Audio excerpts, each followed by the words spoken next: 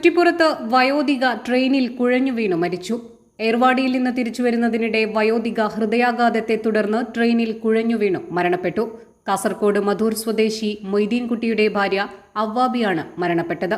ട്രെയിനിൽ നിന്ന് നെഞ്ചുവേദന ഉണ്ടായതിനെ തുടർന്ന് ഷൊർണൂർ റെയിൽവേ സ്റ്റേഷനിൽ നിന്ന് പ്രാഥമിക ചികിത്സ നൽകിയിരുന്നു.